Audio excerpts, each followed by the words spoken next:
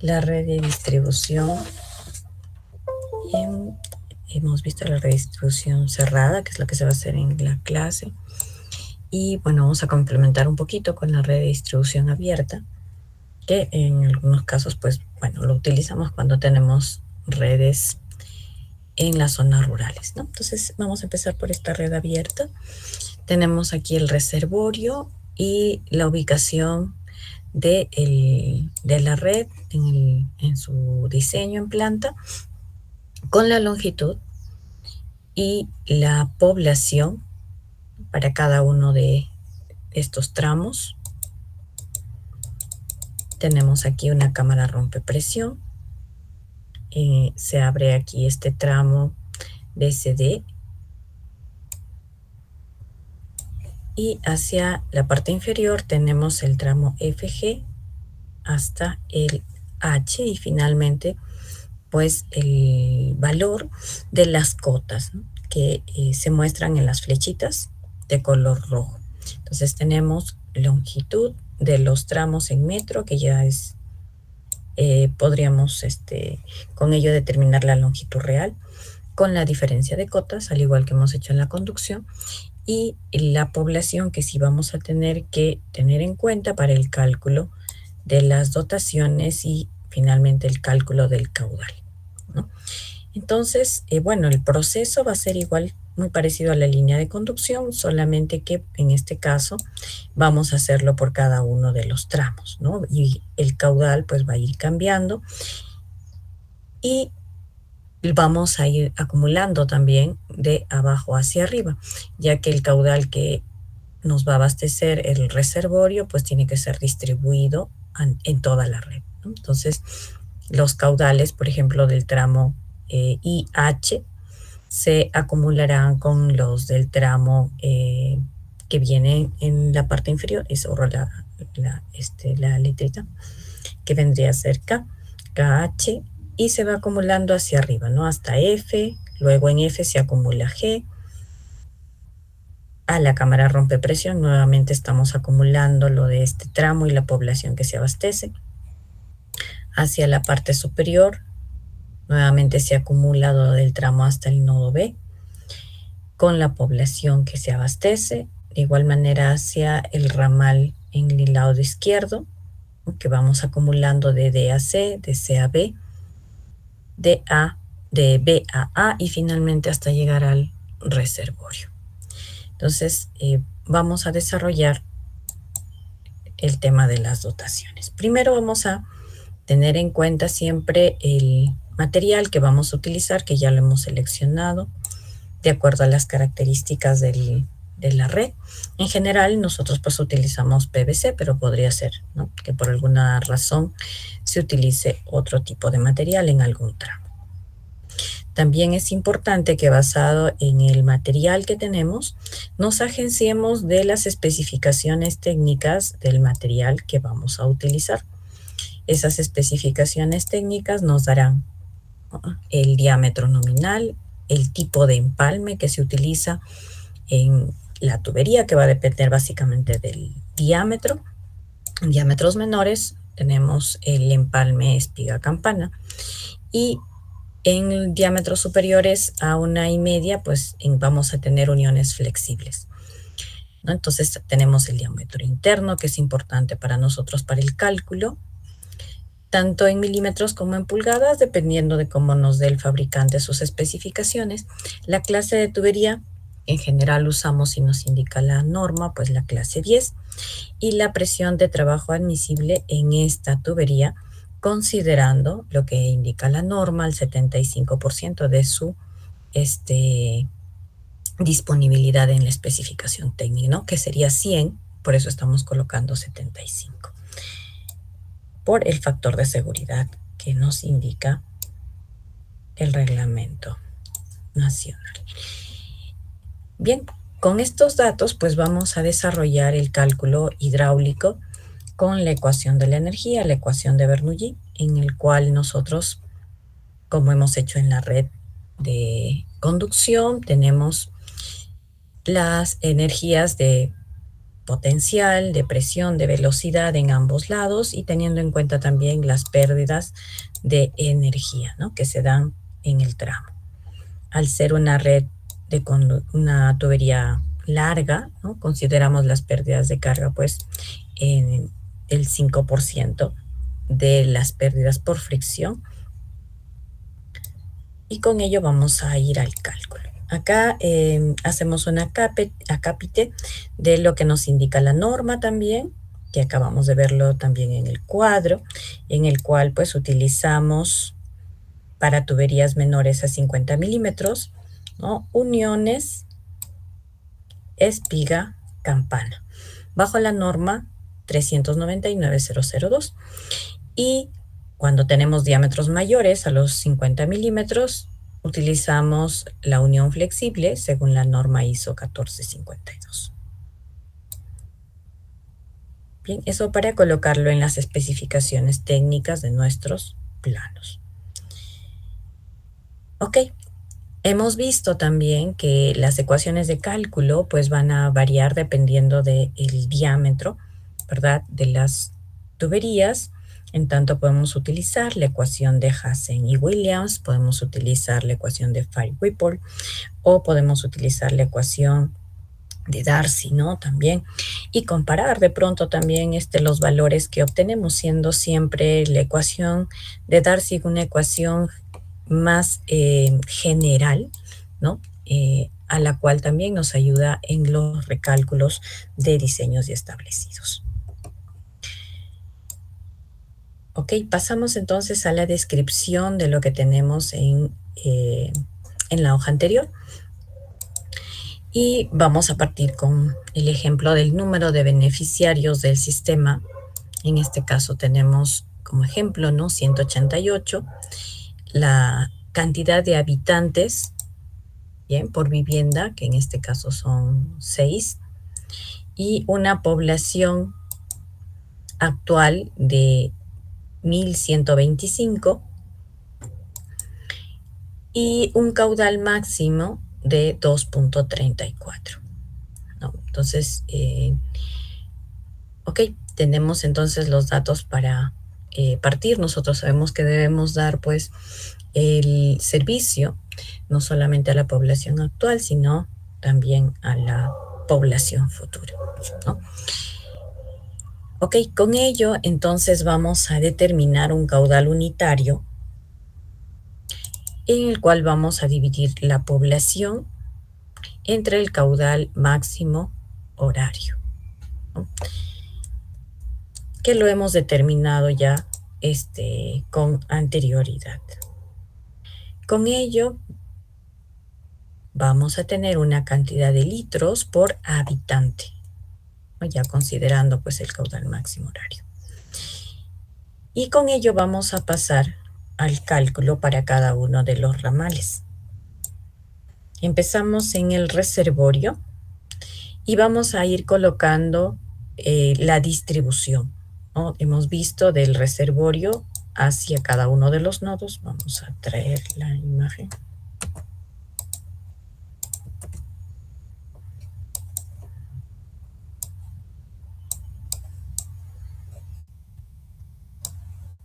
Vamos a hacerlo un poco más pequeñita.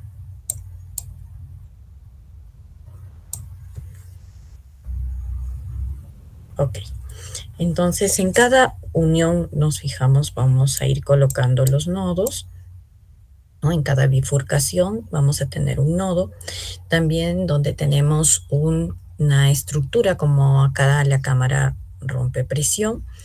No se estila colocar los nodos en las válvulas de aire o válvulas de limpia, ¿no?, que vendría a ser la válvula de purga, sino básicamente en los lugares donde hay bifurcaciones o en algún lugar donde nosotros consideremos que podría haber de pronto una baja de presión, ¿no?, o una sobrepresión, ¿no?, por un tema de la distribución, como por ejemplo aquí en el punto A. En el resto, como podemos observar, son bifurcaciones, ¿no? Ok, entonces vamos a colocar los tramos Y podemos empezar de abajo hacia arriba o también iniciar en la parte superior. Por un tema de orden, pues se ha empezado aquí en el reservorio y se ha ido colocando los nodos o los ramales hacia abajo. Empezamos en el A, del reservorio al A, del A al B, luego del B al C, del C al E. Ya tenemos esta parte de aquí, regresamos al punto B y vamos hacia la cámara rompepresión. De la cámara rompepresión vamos al punto F. De F vamos a hacer el ramal FG y luego regresamos a F para ir a H. De H vamos a I y de I a J. J era el puntito que faltaba acá. Ok, ya tenemos definido entonces los ramales. Tengamos en cuenta que en este caso estamos haciendo una red abierta, ¿no? Y vamos a colocar los habitantes, la cantidad de habitantes que tenemos en cada uno de estos tramos, que nosotros los vamos a tener también en nuestros planos, ¿no? Entonces estamos colocando aquí la población futura y esta población futura la vamos a ir acumulando hasta llegar al reservorio. Por tanto dice, ¿no? Habitantes, futuro acumulado. ¿Por qué acumulado? Porque el caudal se va acumulando hasta llegar al reservorio. Entonces necesitamos la población futura acumulada. Siendo que también podríamos acumular los caudales luego, ¿no? No es tampoco un problema. Se puede colocar la población, calcular los caudales y luego acumular los caudales. En este caso, pues a cualquiera de las dos formas nos va a dar el caudal en cada uno de los tramos. Entonces, aquí lo que estamos multiplicando es el caudal unitario que hemos calculado por la cantidad de habitantes para cada uno de los tramos, ¿no? Se ha fijado la celda para que corra hacia abajo en cada uno de los tramos. Y así, bueno, sucesivamente, ¿no? Luego vamos a ingresar los datos ya para el cálculo. En los datos nosotros necesitamos la cota inicial y la cota final, ¿no? De cada uno de los tramos. Entonces vamos a colocarle aquí las cotas.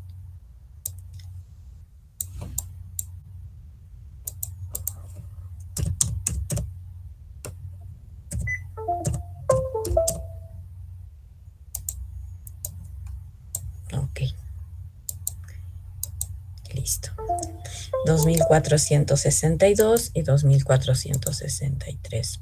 ¿Qué lo vamos a obtener estos datos? Pues de nuestro plano topográfico, ¿no? Ok, tenemos los valores y vamos a la diferencia de cotas, ¿no? Determinamos la diferencia de cotas restando estos dos valores y vamos a tener la longitud que nos dan, que es la longitud en planta, los 125 metros. Y pues tenemos estos valores para calcular luego la longitud real, ¿no? Con la diferencia de cotas y la longitud en planta. Vamos a colocar el material que hemos decidido que vamos a utilizar en la red, que en este caso es, bueno, casi siempre va a ser PVC. Y vamos a seleccionar el coeficiente. En este caso estamos desarrollándolo por Hazen y Williams. Ya sabemos de que, bueno, tiene sus limitaciones cada uno de los cálculos, ¿no? De las metodologías de cálculo. Y luego vamos a calcular la longitud real. En la longitud real, como tenemos la diferencia de cotas y la longitud en planta, pues se hace un triángulo rectángulo en que estos dos lados son los catetos. Y lo que vamos a hacer es, por Pitágoras, hallar el siguiente valor que vendría a ser la hipotenusa. Entonces, vamos a colocarlo así. Y con estos valores estamos calculando la longitud real. Vamos a colocarlo, estos son datos de la tubería. Listo. Y luego, como ya tenemos el caudal, no lo habíamos calculado, pues vamos a seleccionar el diámetro que nos permita estar dentro de la restricción de velocidades de 0.6 a 3 metros por segundo. En algunos casos, pues la velocidad llegaba hasta 5, pero si queremos hacer como nos indica la norma, ¿no? Un poco más seguros respecto al tema de los fenómenos transitorios que se puedan dar, como el golpe de ariete y la cavitación, pues bajamos un poco la velocidad. Y tenemos entonces en la selección del diámetro nominal, vamos a colocarle, no sé si se ve, bueno, vamos a colocarle este de acá. De la tabla podemos seleccionar su diámetro interno, ¿no? El diámetro nominal, como lo conocemos, seleccionamos el diámetro, bueno, no seleccionamos, sino el fabricante nos da el diámetro interno y podemos calcular con ello la velocidad en la tubería, ¿no? Que sería de la ecuación de continuidad caudal es igual a velocidad por área. Nosotros vamos a despejar la velocidad y tendríamos entonces el caudal sobre el área. Como conocemos el diámetro, podemos determinar el área y reemplazamos para obtener la velocidad. Bien, aquí se está dividiendo el caudal entre 1000, ya que el caudal inicialmente lo tenemos en litros por segundo, ¿no? Entonces esto lo dividimos entre el área, que sería el valor de pi por el diámetro al cuadrado sobre 4. Tenemos entonces la velocidad. Si nos cumple la velocidad, pues podemos seguir adelante. De lo contrario, tendríamos que cambiar, ¿no?, el diámetro de tal forma que cumpla la velocidad. Siempre empezando pues con los diámetros más pequeños, ya que son los más económicos, ¿no? En el caso de que necesitemos pues disminuir la pérdida de energía por alguna razón, que necesitamos incrementar la presión, entonces incrementaremos también el diámetro de la tubería. Muy bien, ya tenemos entonces la velocidad, tenemos el diámetro y vamos ahora a calcular las pérdidas de energía. Con la ecuación que nosotros analicemos de que cumple de acuerdo a los diámetros, ¿no? Entonces aplicamos la ecuación. En este caso estamos aplicando la ecuación de, si no me equivoco, está por defecto con Hassen. No, está con Firewhipple, está un tanto también porque para lo que son redes abiertas, pues casi siempre estamos en zonas rurales y los diámetros pues van a ser más pequeños porque los caudales también lo son, ¿no? Son caudales pequeños. Entonces tenemos el cálculo de las pérdidas de energía, la ecuación 676.745, que multiplica el caudal a la 1.751 sobre el diámetro elevado a la 4.753, todo multiplicado por la longitud. Y tenemos entonces la pérdida de energía que está en función de los valores que conocemos, caudal, diámetro y longitud. Bien, tenemos entonces ahí el cálculo de las pérdidas y podemos calcular entonces la pendiente o la línea de gradiente, ¿no? Que va a ser pues la relación entre las pérdidas que acabamos de calcular y la longitud real de la tubería que la hemos calculado también en el paso anterior. La relación entonces entre estos dos valores nos da la línea de gradiente. Muy bien, el tramo estamos partiendo del reservorio hacia el punto A. En tanto en el reservorio la presión inicial pues es igual a 0. En algunos libros ustedes van a encontrar que hay un valor para esa presión, significa que están teniendo en cuenta que el reservorio no está, o están calculando la presión en el fondo del reservorio. Bien, En tanto hay una presión que va a ser el tirante mínimo. Entonces no se sorprenda si es que por aquí de pronto encuentran un valor que en realidad no hace mucha mella el cálculo, ¿no? Puede ser que sea 1,50 m, 75 centímetros como tirante mínimo. Entonces depende también del volumen del reservorio.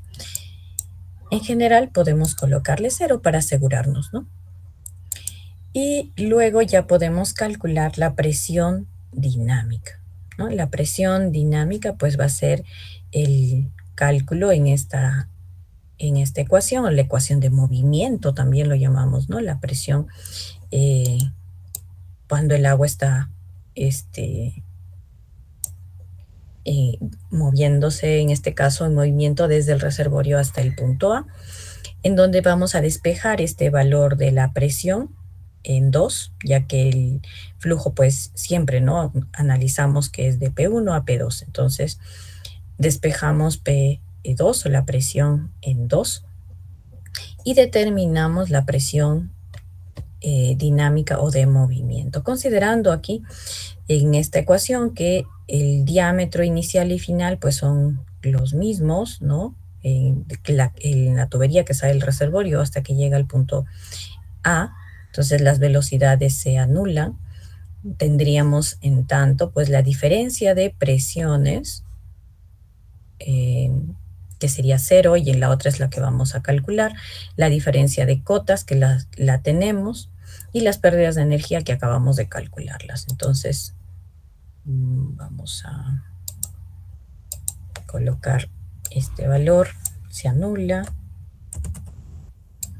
este valor también se anula, la presión en el reservorio es 0, así es que la presión en el punto A sería la diferencia de cotas, es decir, Z1 menos Z2, menos las pérdidas de energía que hemos calculado. Entonces esos valores los conocemos y obtenemos la presión dinámica en el punto A. Muy bien, tenemos la presión dinámica y luego vamos al cálculo de la presión estática. La presión estática pues va a ser la diferencia de cotas, ¿no? La diferencia de cotas entre el punto del reservorio y el punto A, ya que la presión estática se da cuando el agua pues no fluye en este tramo del reservorio al punto A. Entonces la presión pues está dada de esta manera. Es del tirante del reservorio pues una horizontal, ¿no? Si queremos.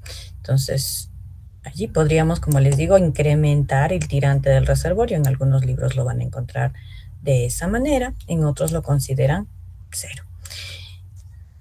Y como, bueno, les comento, no hay en realidad al final, ¿no? Aunque mucha diferencia. Entonces, considerando 0 es, digamos, una forma más segura, pero si queremos ser exactos, le podemos agregar el tirante del reservorio. Ok, entonces ya tenemos esta presión que va a ser la presión estática.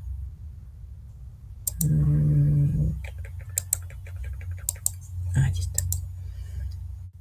Esta es la tubería y acá nosotros tenemos una línea de gradiente que es la pendiente de las pérdidas de energía respecto de la longitud.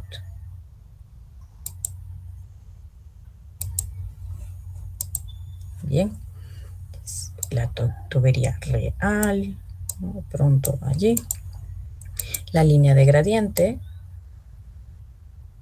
Bien. Y la línea de energía estática. Ok, esta línea de gradiente pues va a depender del diámetro de tubería que nosotros elijamos.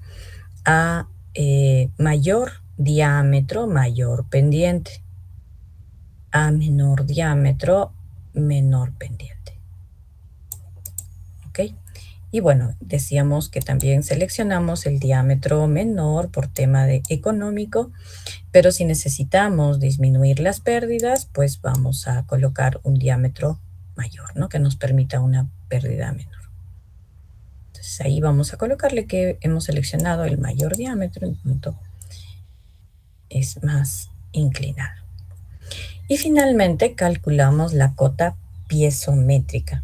Bien, la cota piezométrica pues va a ser la cota sobre el nivel del mar, ¿no? Más la presión dinámica. ¿Está? La cota más la presión dinámica. Este proceso lo vamos a repetir para cada uno de los tramos. El proceso se vuelve a repetir.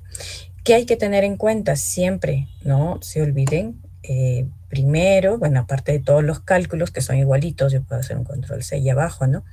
Pero tengamos en cuenta siempre que la presión del punto, vamos a ir acá, aquí la presión en P1 era 0 porque era el reservorio, pero cuando yo voy cambiando al siguiente tramo ya no va a ser 0, sino va a ser la presión que viene del punto anterior, ¿no? Por ejemplo, vamos a ir al tramo, hemos hecho el tramo del reservorio A, vamos a ir de A a B. Entonces, bueno, estos datos los tenemos, ¿no? Son datos que vamos a tenerlos de plano, pero de aquí del cálculo nosotros vamos a jalar la presión dinámica. Esta presión ya no va a ser 0 en este tramo, sino va a ser la presión que nos deja el tramo anterior. ¿Ok? Entonces hay que tener sumo cuidado en esta parte. Bien, entonces aquí la presión será este valor que está acá. Ok. Voy a dejarle el valor. Listo, ahí está. Bien, entonces esa es la presión inicial, ¿ok? En el punto A. Ahora yo voy a calcular la presión en el punto B, ¿correcto? Del mismo modo que lo he hecho en el tramo anterior. Ahí no hay ningún problema. Hasta terminar al final. ¿Qué tengo que verificar finalmente? Que me cumplan las velocidades. Bien, que me cumplan las velocidades para el tramo, que la presión estática no sea mayor a 50 metros columna de agua, ¿no? Es otro tema que tengo que verificar. Listo, no sé si hay alguna consulta para pasar a la red cerrada.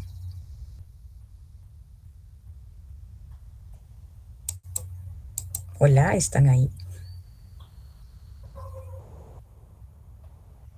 Chicos, hola, hola.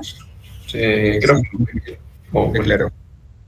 Sí, está claro. Entonces, cualquier consulta igual luego la pueden hacer. El día de mañana también nos vemos. Si tienen alguna consulta, la resolvemos. Bien. Entonces, esto es con respecto a la red abierta. Bien, vamos a ver ahora una red cerrada.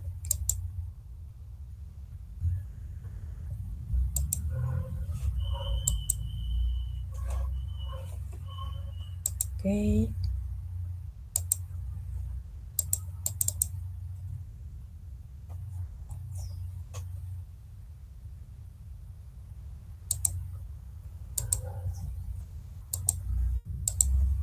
Bueno, y más que resolverla, creo que vamos a recordar, porque ustedes ya han desarrollado este tema, ¿no? De pronto cross en su curso de fluidos.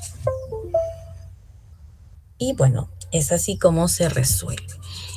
Podemos desarrollarlo para apoyarnos de pronto de algún software donde nos permita, ¿no?, hacer los cálculos un poco más rápidos. Sin embargo, pues el fundamento es cross, ¿no? Entonces, Ok. Bien, vamos a tener entonces la semana pasada, no el día jueves que nos reunimos, hemos visto cómo ya generar los circuitos, ¿no? Decíamos que tenía que tener máximo un lado de 600, ¿no?, metros entre los nodos. Y vamos a determinar, al igual que lo hemos hecho para la red abierta, los caudales. Entonces vamos a tener caudales que van aquí en cada uno de los lados. En este caso, en lo que es las redes cerradas, debemos hacerlo por área, ¿bien? Para la determinación de los caudales. Entonces,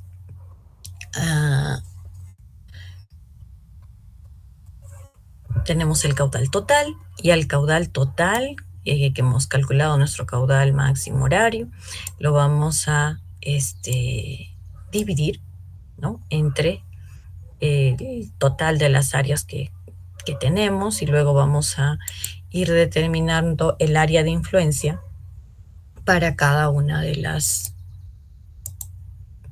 calles. Entonces, bueno, voy a dibujar una... a ver si por acá tengo para de pronto ver el área de influencia. Ustedes entiendo que están llevando o han llevado ya drenaje, entonces es, bueno, igualito que drenaje en el tema de las áreas, ¿no? No sé si me puede ayudar de acá, o les hago un dibujito aparte. Entonces voy a tener aquí una manzana. Esta es la calle. Ahí tengo una manzana. Vamos a...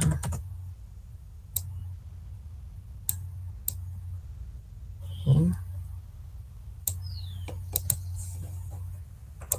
Voy a colocar la manzana completa. Espero que me...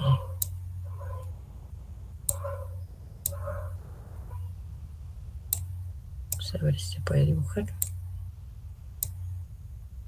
Ok. Entonces, esta es una manzana.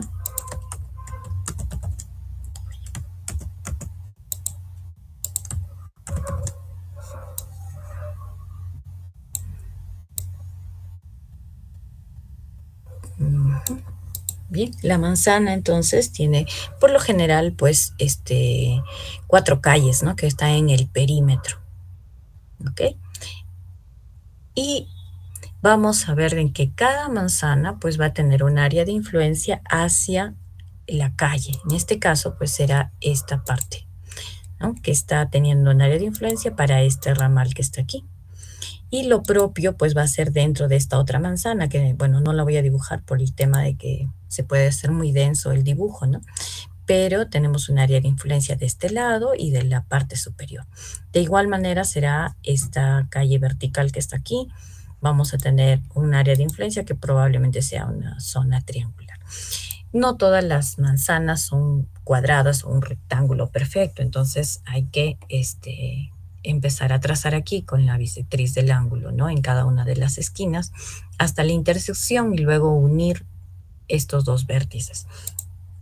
Y tenemos entonces el área de influencia. Luego que ya hemos determinado el área de influencia, y con el área de influencia los caudales, entonces voy a sacar aquí para que no se vea muy denso acá. Bien, desarrollamos entonces el método de Cross. Para recordar un tanto el método de Cross, primer paso, ¿no?, lo que hacemos primero, pues, es nombrar los circuitos, ¿no? Entonces vamos a enumerar los circuitos, que en este caso están enumerados en romanos 1, 2, 3 y 4. Entonces vamos a numerar los circuitos. Luego vamos a numerar los nodos.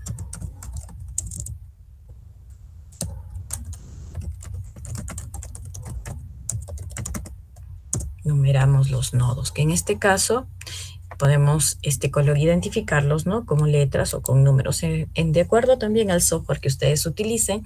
En algunos casos, pues le colocan nodo 1, nodo 2, nodo 3, o algunos otros software le colocan letras, ¿no? En general, casi siempre van con números. Entonces, bueno, identificamos en todo caso si queremos generalizar los nodos. Entonces, colocamos el número de circuitos y número de nodos. Luego vamos a colocar todos los caudales en cada tramo.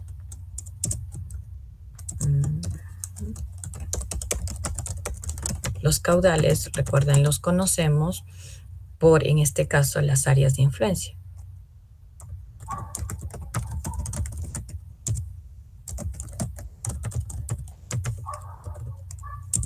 Traten, en lo posible, de que las áreas de influencia que no son de viviendas, parques, zonas industriales, colegios, qué sé yo, cualquier caudal que ustedes hayan considerado que es diferente a la dotación regular por habitante, se vaya a una sola calle, porque si no lo hacen así es un poco más riesgoso para que no les cierre el caudal al final.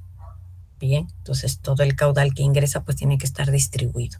Entonces traten de que si es una zona de parques, jardines, escuela, no tenga para ambas calles, sino para una sola, y que todo el caudal se vaya a ese punto, ¿no? Entonces, de pronto, el área que está aquí no va a estar considerada así dividida en 4, sino va a ser un rectángulo total.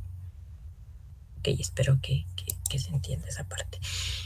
Ok, entonces vamos a colocar los caudales respecto a las áreas de influencia, que son los que están aquí, el caudal que ingresa y los caudales que se van repartiendo en cada uno de los nodos. Bien. Luego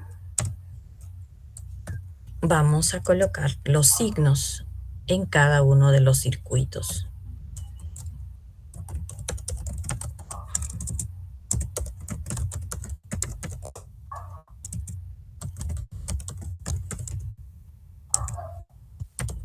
Los circuitos son estos, pues, ¿no? Los que están numerados en romanos. Los que están en sentido horario son positivos y los que están en sentido antihorario son negativos, ¿ok? Entonces, positivos en sentido horario y negativos en sentido antihorario. Listo. Con ello ya estamos preparados para iniciar los cálculos. Bien, en cada uno de los tramos se trata de calcular las pérdidas de energía, y para calcular las pérdidas de energía pues necesitamos asumir los diámetros. De igual manera, el proceso es igual que el que hemos hecho para redes abiertas, solamente que aquí pues se tiene que iterar porque debemos cerrar un circuito respecto del siguiente circuito, ya que tenemos, por ejemplo, en este caso, un tramo en común que es el BE, ¿no? Entre el circuito 1 y 2. Entre el circuito 1 y 3 tenemos el tramo FE. Entre el circuito 2 y 4 el tramo ED, y entre el circuito E y H, entre los circuitos 3 y 4 el tramo EH. Ok, entonces con ello ya pasamos a los cálculos.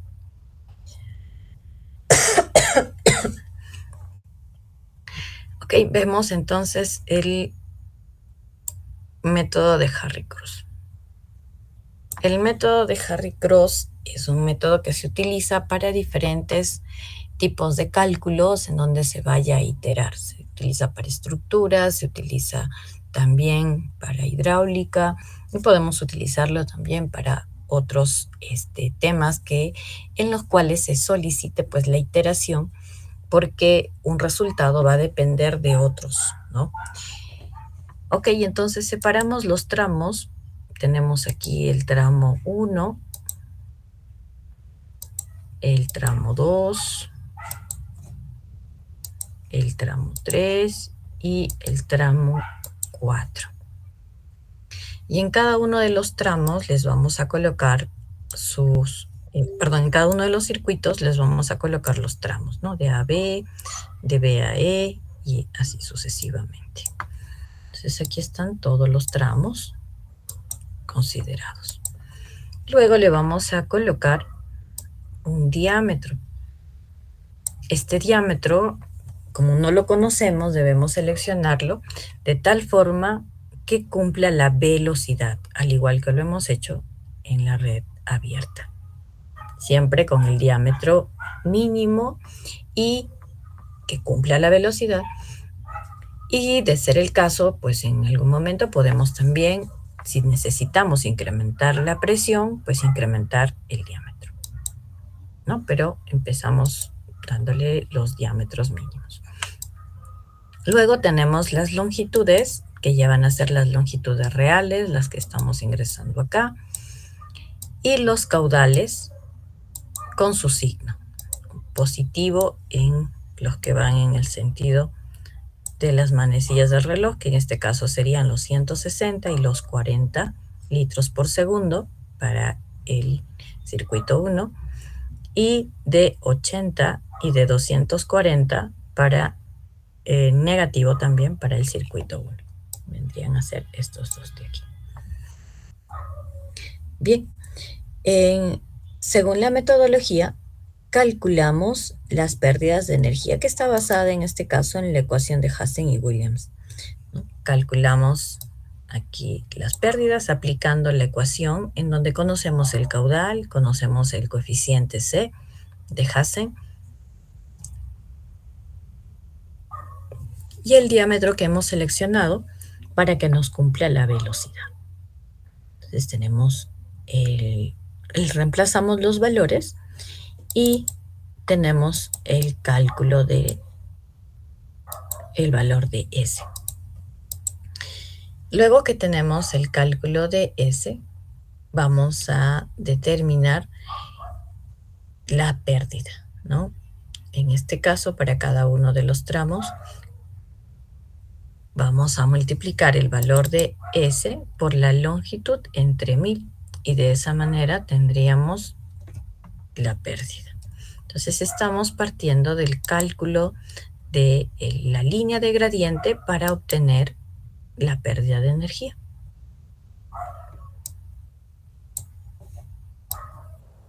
Muy bien, tenemos ahí las pérdidas de energía y vamos a distribuir esas pérdidas respecto del caudal. Entonces aquí estamos dividiendo la pérdida de cada tramo entre el caudal que tenemos para cada tramo. Muy bien, y tenemos un valor de delta. Este valor de delta lo calculamos según la metodología, ¿no? Entre la relación de las pérdidas entre un factor de 1.85. Este 1.85 va a ser constante para Hazen y Williams, pero puede cambiar para los otros métodos de cálculo. O no es que puede, va a cambiar para los otros métodos de cálculo, ¿no? Como pueden ser Darcy o Firewhipple si queremos utilizar otra metodología, ¿no? Entonces, este valor está dado solamente para Hazen y Williams. Ok, y ello lo multiplicamos por la sumatoria de la relación de las pérdidas y el caudal.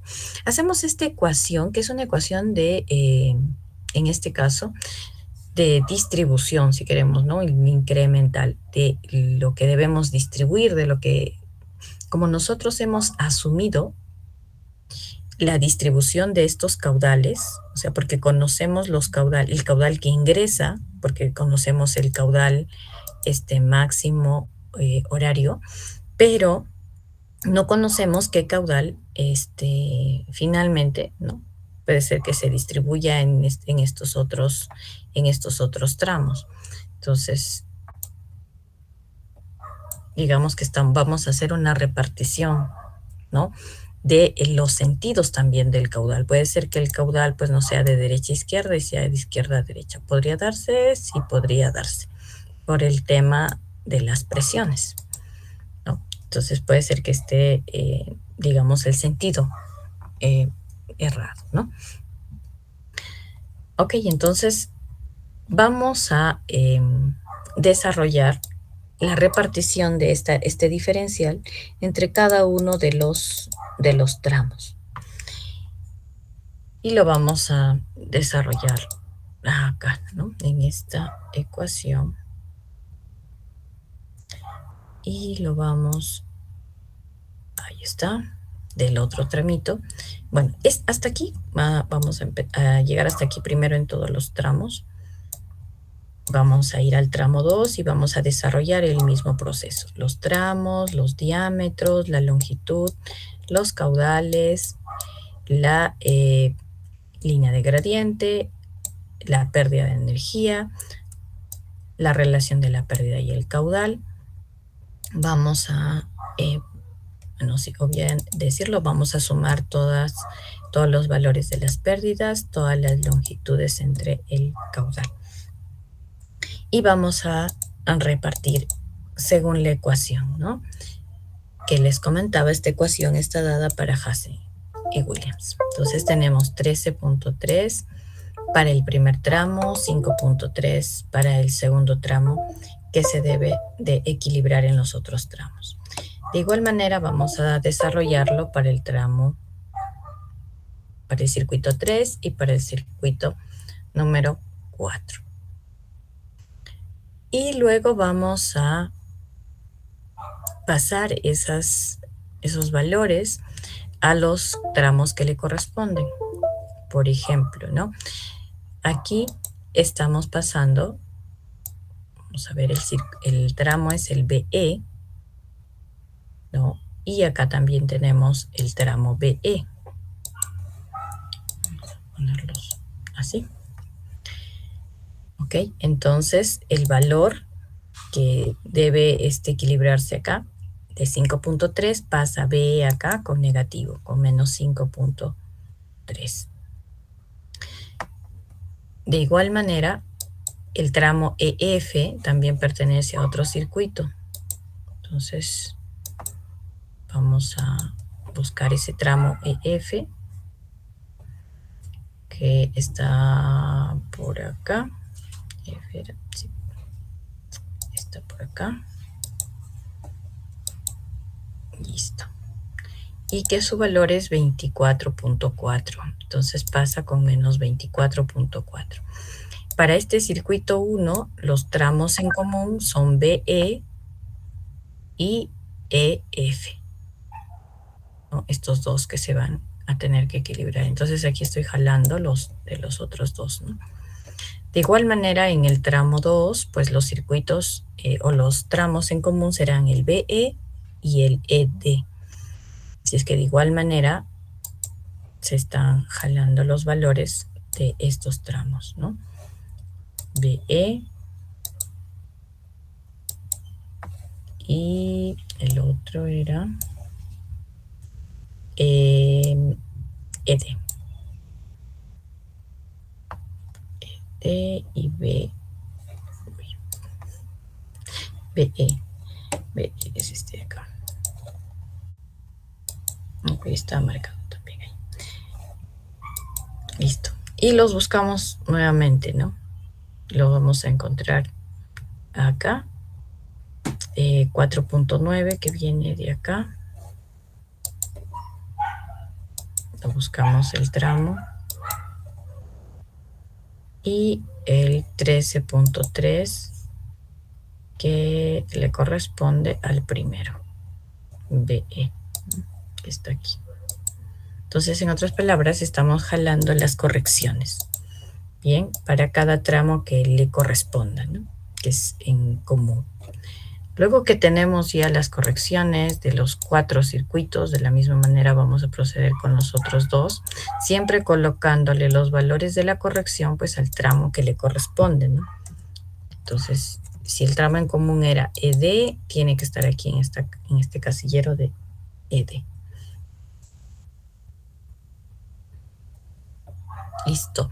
Ahora lo que vamos a hacer es la suma algebraica. Vamos a sumar los dos valores de los deltas y vamos a obtener nuestro valor de corrección. De igual manera lo hacemos en cada uno de los tramos. Bien, hasta el final. Y finalmente ya tenemos la corrección del caudal. Entonces nuestro caudal va a ser el valor de Q que habíamos indicado en un inicio, con este valor del delta, que en este caso es 13.3, y vamos a respetar, ¿no?, el signo. En este caso, pues ya no será este 13.3, sino el corregido. Y tenemos nuevos caudales para la siguiente iteración. Lo mismo vamos a desarrollar en cada uno de los tramos hasta cuando vamos a hacer este cálculo. Estos caudales que acabamos de obtener acá, los vamos a ingresar en la siguiente iteración aquí. El cálculo va a ser el mismo, solo que este valor de caudal se va a actualizar con el valor que acabamos de calcular. ¿Hasta cuándo hacemos estas iteraciones? Hasta que estos dos valores sean pequeños, ¿no? Hasta que este valor, en realidad LQ sobre LH sobre Q, sea muy, muy pequeño, ¿no? Y estos valores de delta también van a ser pues cada vez más pequeñitos. Entonces aquí tanto pues se ha hecho como que 2 iteraciones más o menos para llegar a obtener, ¿no?, los resultados.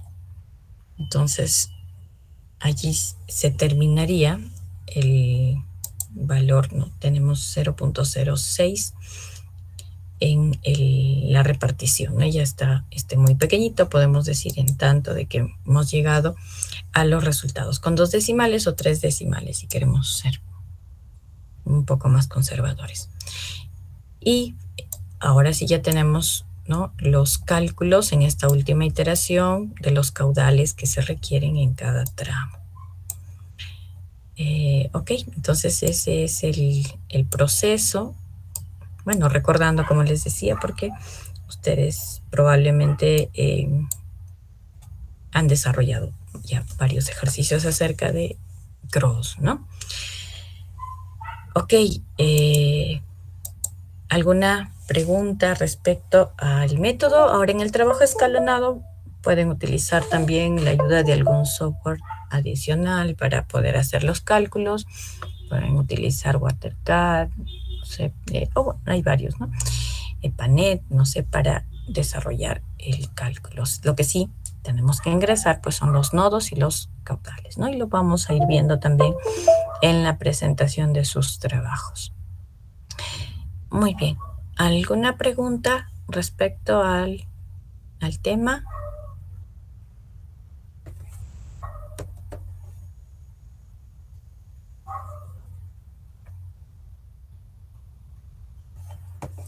No tenemos preguntas.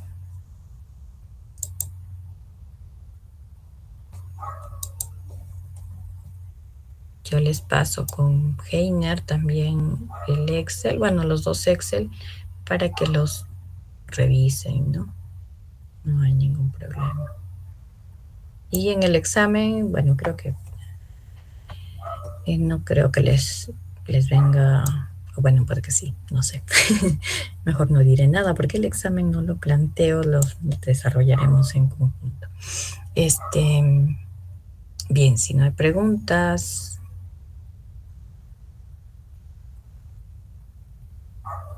Ok, les pasé entonces con Heiner la separata de alcantarillado, ¿no?, que vimos también la clase anterior. Les voy a pedir que la revisen para el día de mañana. Revisamos avances, ya debemos estar con la red, ¿no?, de distribución para ya pasar al alcantarillado. Ya nos queda Vamos a dejar de presentar acá. Y vamos a... Creo que es esto. Sí, ¿no? Ya. Se está presentando. Ok. Y listo. Entonces, de la red de alcantarillado tenemos la separata que nos compartió el ingeniero Gaspar. Lo compartí también con ustedes. Les pido por favor revisar la parte, ¿no?, teórica. Bien. De lo que son la parte conceptual, que lo habíamos visto también la semana pasada. Los datos, ¿no?, para el diseño, que es importante tenerlos en cuenta, las velocidades. ¿Qué más? Las ecuaciones de diseño, que también las habíamos comentado en la clase. Trabajamos con la ecuación de Manning, ¿no? Los diámetros también, con los que diseñamos, mínimo 6 pulgadas a 8 pulgadas. Y como decíamos, pues vamos a hacer una relación de los caudales y de las velocidades para el cálculo. Bien, esto para facilitarnos en tema de que la resolución de la ecuación de Manning para el diámetro, pues no es sencillo, ¿no? Entonces, bueno, salvo que se haga por iteraciones, que sí se puede desarrollar. Y en el cálculo, pues vamos a hacer una relación, ¿no?, del caudal parcial, que vendría a ser el 75% del diámetro, con el caudal a tubo lleno, ¿no? Entonces, podemos conocer nosotros el caudal parcial y el caudal a tubo lleno con las condiciones, porque conocemos los caudales, y con el diámetro del 75 también pues vamos a poder conocer el caudal a tubo lleno. Y hacemos una relación, ¿no?, entre la velocidad parcial, que es la que queremos calcular, y la velocidad a tubo lleno. Entonces, prácticamente se hace una regla de 3, ¿no?, en el cual despejamos la velocidad parcial y es la que vamos a ir chequeando que esté dentro de los límites. Algunas recomendaciones acerca de la ubicación de los buzones. Y aquí tenemos las tablas de las proporciones entre la sección circular y la sección al 75%. Entonces, si tenemos la relación de caudal que conocemos, porque conocemos los dos caudales, entramos a esta tabla, ¿no?, y vamos a obtener la relación de velocidades. Con esta relación de velocidades voy a despejar la velocidad real en la tubería. Y esa es, bueno, eso es lo que nosotros necesitamos, ¿no?, hallar. Bueno, también vamos a ver el Excel el día de mañana para el cálculo y que quede un poco más claro. O lo vemos, no, hoy día ya no, porque serían muchos temas en tanto mañana con tranquilidad.